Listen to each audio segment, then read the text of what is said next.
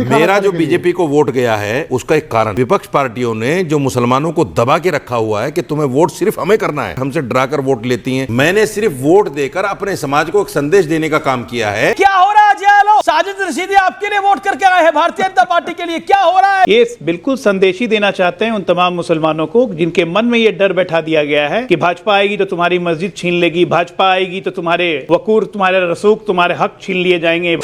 जी हाँ दोस्तों, एक समुदाय को जैसे वोट बैंक इस्तेमाल करती है बाकी पार्टियां, बीजेपी को छोड़ के जो बाकी पार्टी इस्तेमाल करती है उसको अपनी बकौती समझती है। अगर वो बगावत पे आ जाए तो समझ लो भैया कुछ न कुछ गड़बड़ तो जरूर है। आप देखिए इस डिबेट को, आप देख के हैरान रह जाएंगे। आप सोच भी नहीं सकते हैं कि ये समुदाय, ये लोग कभी बीजेपी को वोट करेंगे, और सरेआम उन्होंने कैमरे पे एक चैनल पे बोल दिया है। अब सोचिए उन पार्टियों के तहखाने में कैसी मिर्ची लगी होगी, और मिर्ची कितना खतरनाक लगी होगी। और आगे तो अभी तो रिजल्ट आया भी नहीं है, अभी तो जस्ट एग्जिट पोल की बात हो रही है। इसी में यह हालत है। अगर एग्जिट पोल बीजेपी के पक्ष में आ गया, ब्रांडों, इन चमचों के तहखाने में कहां कहां मिर्ची लगेगी, कहां कहां जलन होगी, जिसकी कल्पना भी करना बड़ा मुश्किल है। देखिए इस डिबेट को, बहुत इंटरेस्टिंग है, बहुत ही मजा आएगा। और अगर चैनल पर नए, चैनल सब्सक्राइब कर लीजिए, वीडियो को लाइक कर दीजिए।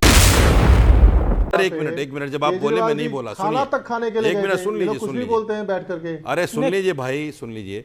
मेरा सबसे बड़ा जो कारण है, कुछ भी बोल रहे हैं, घर खाना खाने गए थे केजरीवाल, बिल्कुल जो इनके खिलाफ बोलेगा वो कुछ भी बोलेगा, फालतू बात कर रहे हैं वो। बिल्कुल बिल्कुल बिल्कुल जो इनके खिलाफ बोलेगा वो कुछ भी बोलेगा, फालतू बोलेगा। मैं सिर्फ ये कहना चाहता हूँ, मेरा जो बीजेपी को वोट गया है उसका एक कारण है जी। मैं अपने समाज को एक मैसेज देना चाहता था, और मेरे समाज के अंदर जो घुटन, जो कुढ़न, जो दबाव की राजनीति मेरे समाज के साथ थी, मुस्लिम समाज के साथ में, यानी तमाम विपक्ष पार्टियों ने जो मुसलमानों को दबा के रखा हुआ है कि तुम्हें वोट सिर्फ हमें करना है, आप बीजेपी की तरफ नहीं जा सकते। आप बीजेपी की तरफ जाओगे तुम्हारा वोट राइट छीन लिया जाएगा, तुम्हारी मस्जिदें बंद कर दी जाएंगी, तुम्हारे मदरसे बंद कर दिए जाएंगे, टोपी दाढ़ी रखना मुश्किल हो जाएगा। ये तमाम पार्टियां हमें कहकर हमसे डराकर वोट लेती हैं और हमें ही अछूत बना के छोड़ दिया।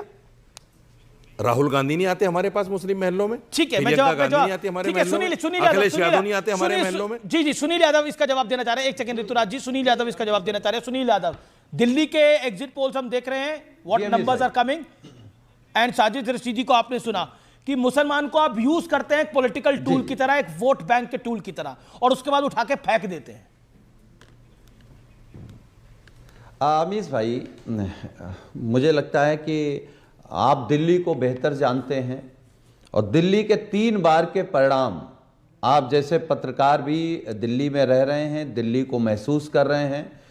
मैं केवल एक बात कह सकता हूं, समाजवादी पार्टी आम आदमी पार्टी के साथ थी दिल्ली में, और हम लोगों को जो जानकारी है, हालांकि ये अच्छी बात है कि आप और एग्जिट पोल दोनों लोग मिलकर के 8 फरवरी तक भारतीय जनता पार्टी का मन खुश कर रहे हैं, उनके कार्यकर्ताओं का मन खुश कर रहे हैं।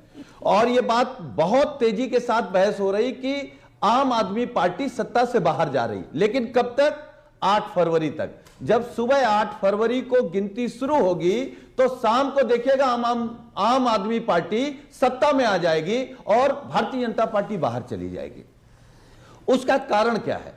देखिए, अभी जो संजय सिंह जी ने बात कही है कि भारतीय जनता पार्टी, रशीदी जी की बात का भी जवाब, बड़े नेता, मैं आ रहा हूं, उस पे आ रहा हूं। आम आदमी पार्टी के नेताओं के, और जो चुनाव लड़े हैं, जो संभावित प्रत्याशी हैं, जो संभावित जीतने वाले प्रत्याशी हैं, उनके संपर्क में है बीजेपी। ये बात अगर सच है तो समझ लीजिए भारतीय जनता पार्टी ने नैतिकता के आधार पर हार मान ली। जहां तक सवाल रशीदी साहब का है, हम रशीदी साहब का बड़ा सम्मान करते हैं, और लेकिन देश के सामने आपके कार्यक्रम में बैठ के कह रहे हैं कि घुटन, दबाव और डराते थे लोग। अरे ये बताइए, मुस्लिम क्या किसी से डर सकता है क्या? ओके, रशीदी साहब जवाब। किसी से डरते हैं क्या? सुनील भाई, आप डरते हैं क्या? सुनील भाई, और जो जी सुनिए सुनील भाई, मैं भी आपका सम्मान करता हूं, इसमें कोई दो राय नहीं है, क्योंकि आप अच्छा बोलते हैं, लेकिन कभी कभी पटरी से उतर जाते हैं। आप मुझे बताइए, आजम खान जेल में हैं, कितना आपने सपोर्ट कर दिया उनको? क्या वो मुस्लिम चेहरा नहीं थे? क्या समाजवादी को बनाने में उनका हाथ नहीं है? क्या पोजीशन है आज उनकी? आप उनसे मिलना पसंद नहीं करते, उनके पास जाना पसंद नहीं करते? अच्छा, मैं जवाब दे दूं अमीश भाई? दीजिए। जी सुनिए। देखिए, ये सच है कि ये सच है अमीश भाई कि आजम साहब ने, नेताजी ने मिल करके इस पार्टी को बनाया है और कई बड़े नेताओं ने मिल करके इस पार्टी को बनाया है। यहां तक लाने में आजम साहब का और बहुत नेताओं का बड़ा योगदान है।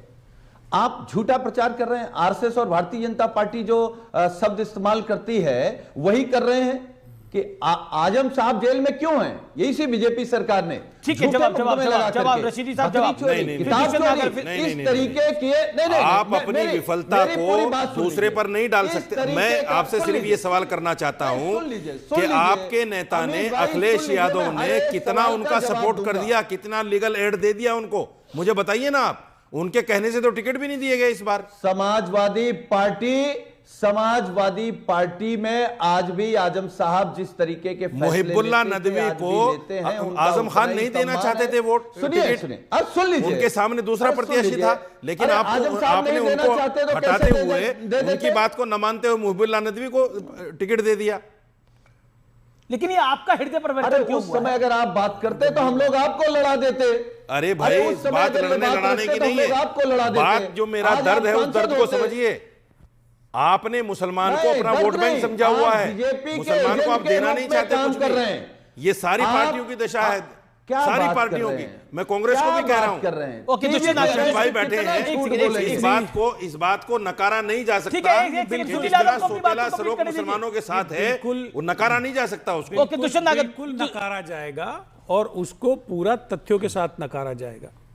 Ghulam Nabi Azad general secretary organisation रहे 10 वर्ष से अधिक तक कांग्रेस पार्टी के। कांग्रेस पार्टी के कई अध्यक्ष रहे, राष्ट्रपति रहे, उपराष्ट्रपति रहे, मुख्यमंत्री रहे, कैबिनेट मंत्री, विदेश मंत्री सलमान खुर्शीद साहब रहे, अनेक रहे, मैं कहां तक गिनवाऊं।